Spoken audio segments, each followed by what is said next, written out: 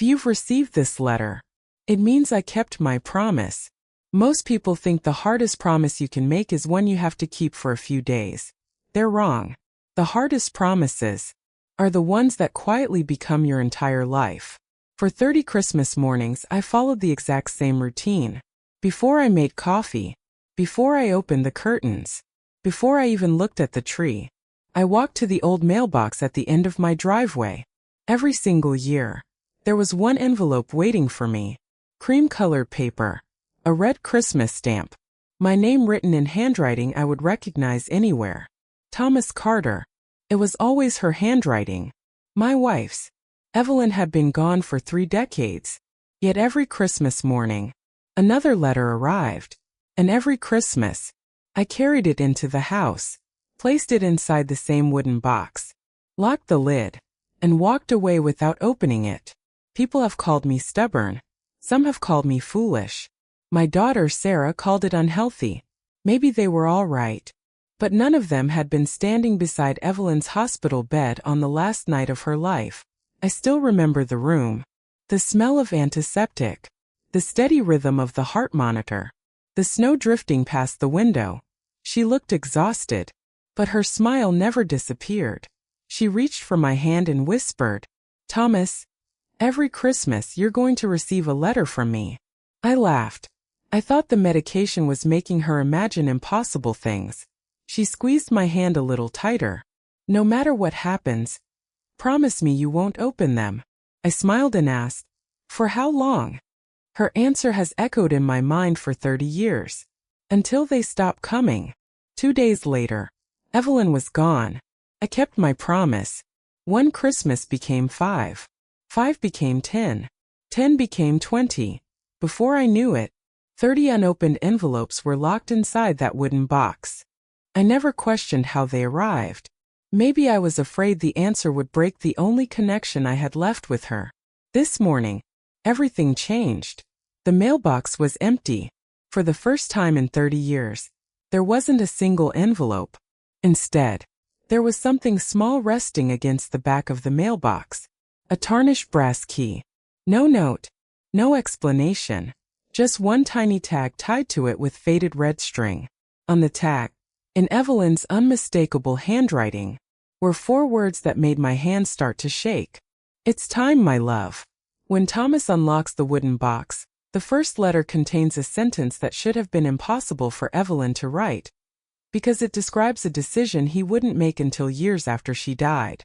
The brass key felt heavier than it should have. Not because of its weight, because for 30 years that tiny wooden box had been more than a box. It had become a monument to a promise. I carried it from the top shelf of the hallway closet and placed it on the dining table. Dust covered the lid. The brass lock looked untouched, almost as if it had been waiting for this exact morning. My fingers hesitated. If I unlocked it, 30 years of silence would end. If I didn't, I'd spend the rest of my life wondering why the letters had suddenly stopped.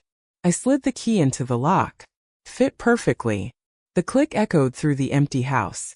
Inside were 31 cream-colored envelopes, stacked with impossible precision, each tied together by a faded green ribbon Evelyn used every Christmas.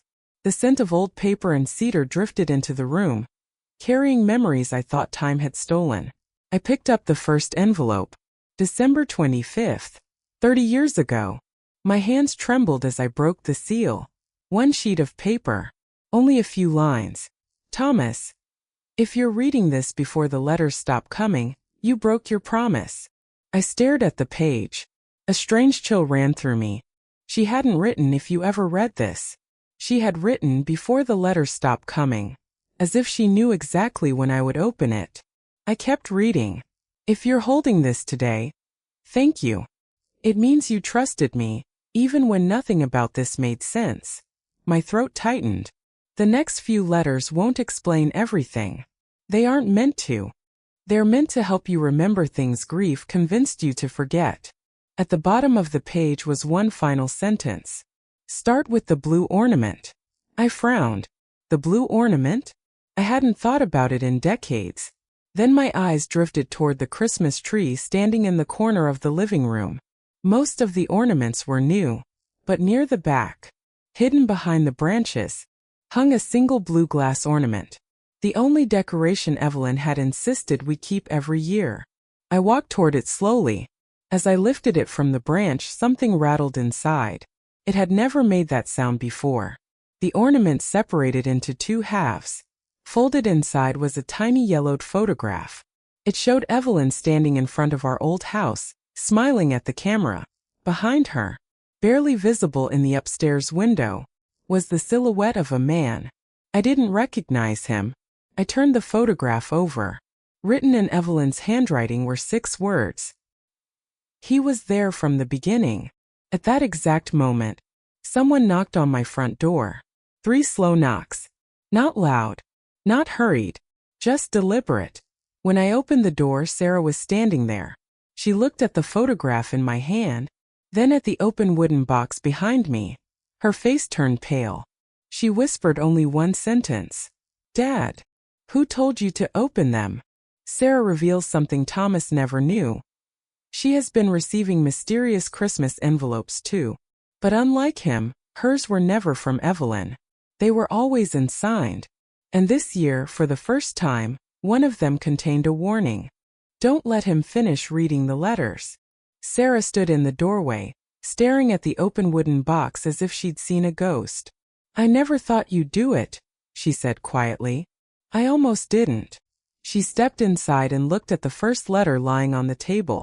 "So, it finally stopped. You knew." She nodded. "I didn't know what was in the letters. Mom never told me that. She only told me one thing." "What was that?" "If the letters ever stop coming, go back with your father." A cold shiver ran through me. Back where? Home. There was only one place she could mean. Ashford, the town we had left 30 years earlier and never returned to. I looked down at the photograph again. Evelyn smiled at the camera, completely unaware of the shadow standing in the upstairs window behind her. Or maybe she was aware. Maybe that was exactly why she kept the photograph. Sarah picked it up. "I've seen this picture before." I looked at her in surprise. "You have?" "It was in Mom's photo album when I was little. I remember asking her who that man was." "What did she say?" Sarah's voice became almost a whisper. "She told me not every person in a photograph is supposed to be recognized." Neither of us spoke for several seconds.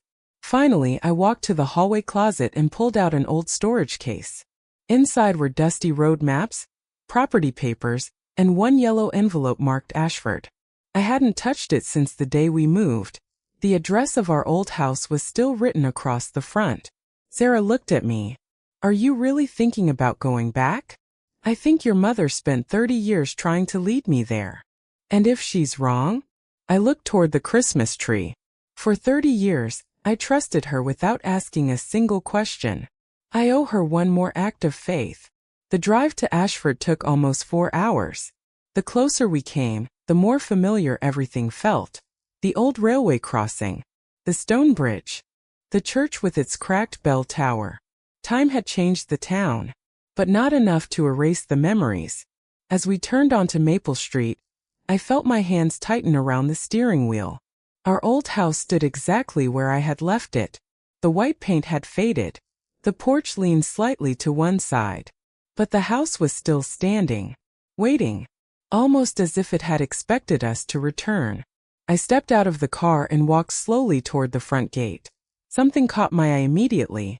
Hanging from the mailbox was a brand new cream-colored envelope. It hadn't been there this morning. Across the front, written in Evelyn's unmistakable handwriting, were 4 words. "You came back early." I stopped breathing.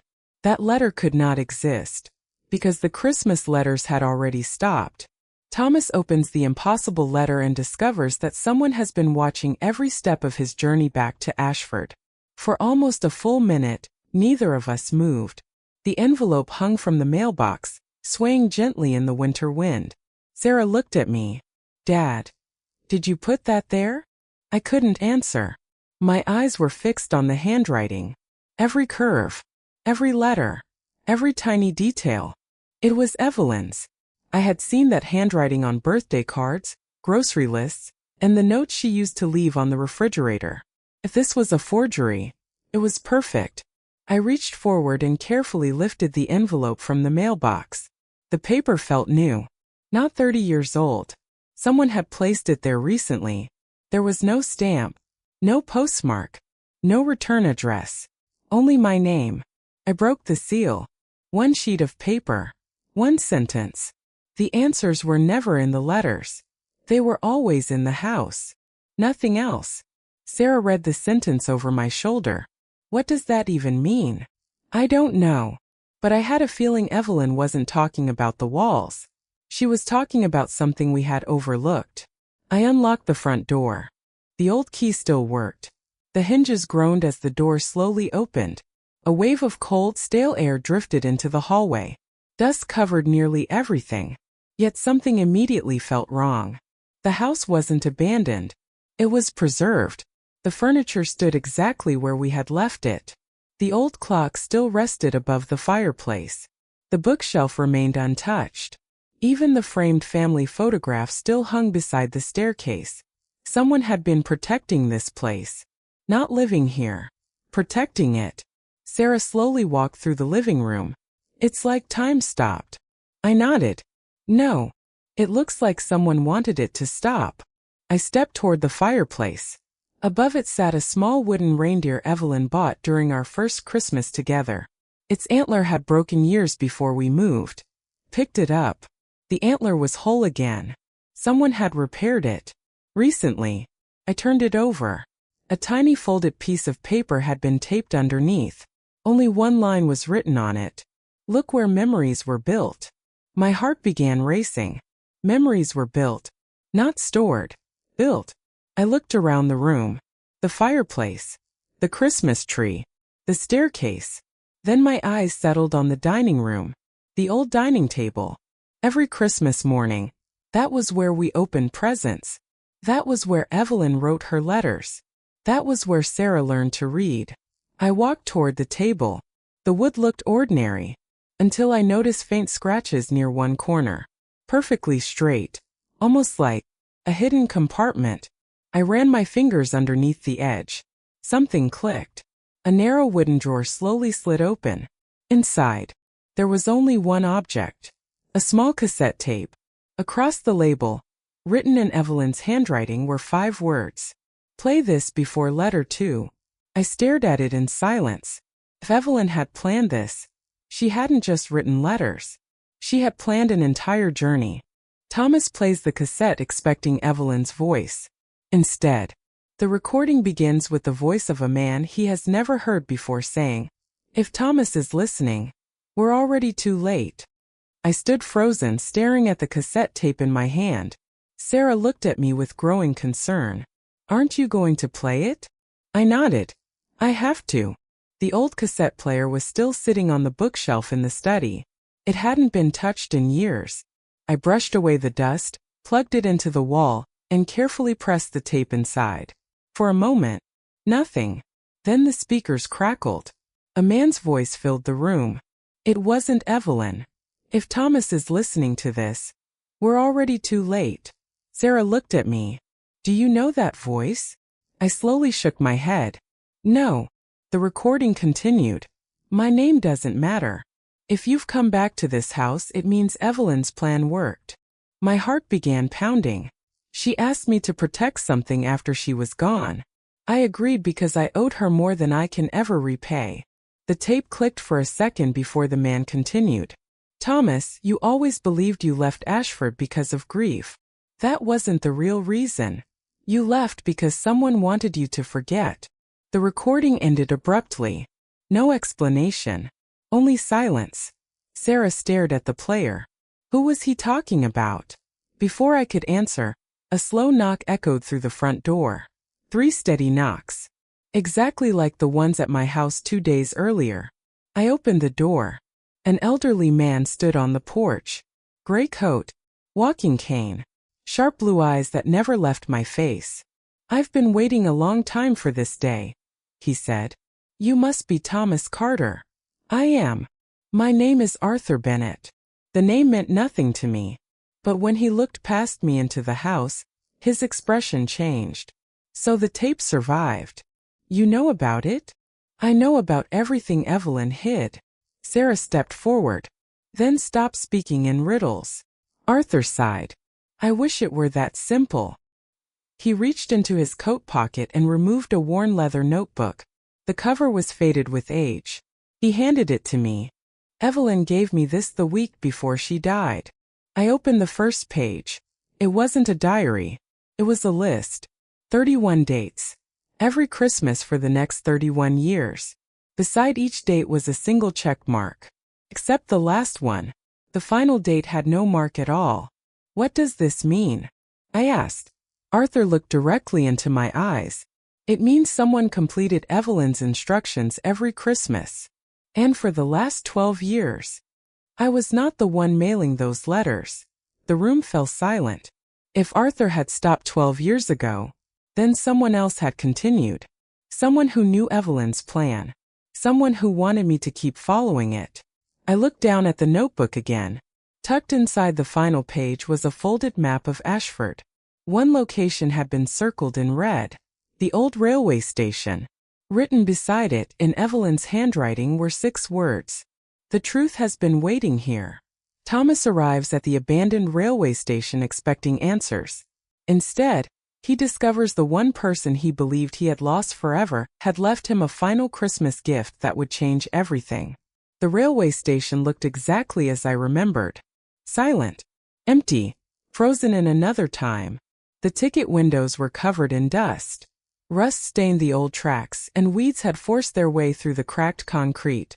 Sarah walked beside me holding the folded map. This place closed years ago. It did. Then why would Mom send us here? I looked toward the far end of the platform. There was only one room still standing. The old station master's office. The wooden door was locked. I reached into my coat pocket and took out the brass key that had ended 30 years of waiting. It slid into the lock without resistance. The door opened. The room was small. A desk. A broken chair. A wall clock that had stopped at exactly 8:17. Nothing else. For a moment I thought we had come for nothing. Then Sarah noticed something beneath the desk. A small wooden chest. Its lid carried a brass plaque. Thomas. No surname. Just my first name. My hand shook as I opened it. Inside were dozens of neatly tied envelopes. Every one of them had already been opened. Beside them rested a leather journal. And underneath the journal, a VHS tape labeled, Our Last Christmas. I looked at Sarah. I don't think I can do this alone. She placed her hand over mine. You don't have to. We carried everything back to the old house. The VHS player barely worked. The picture flickered as the tape began. Snow covered the front yard. A younger version of me stumbled through the front door carrying an oversized Christmas tree. Sarah laughed softly. I barely remember this. The camera turned. Evelyn stood smiling behind it. Healthy. Happy. Alive. She looked directly into the lens. Then to my surprise she spoke. Thomas. If you're watching this, you finally kept your promise. Tears filled my eyes. She continued. I know you'll spend years asking who mailed my letters. The truth is, it doesn't matter. They were never meant to solve a mystery. They were meant to save you from drowning in your grief. She smiled the same smile that had carried me through the hardest years of my life. If someone helped those letters reach you after I was gone, thank them. If someone tried to change my words, forgive them. They were broken too. The screen faded for a moment. When the picture returned, Evelyn was holding a small wrapped gift. There's one promise I never asked you to make. Promise yourself you'll start living again. She placed the gift beneath the Christmas tree. The recording ended. Neither Sarah nor I spoke. She quietly picked up the wrapped box that had been inside the chest. It had never been opened. Across the paper, in Evelyn's handwriting, were the words, Open this with Sarah. Inside was a simple silver Christmas ornament. Engraved on it were 4 words. Home is the people. Not the place. Not the memories. The people. Sarah looked at me, tears running down her face. I spent 30 years thinking you chose Mom over me. I shook my head. I thought keeping one promise was the only way I had left to love her. She stepped forward and wrapped her arms around me. For the first time since Evelyn died, the house no longer felt like a museum, felt like a home. The following spring, Sarah and I sold the old house, not because we wanted to forget it, because we finally remembered what Evelyn had spent 30 years trying to teach us. Some doors are meant to stay closed. Some letters are meant to wait. But the people who are still standing beside you should never have to.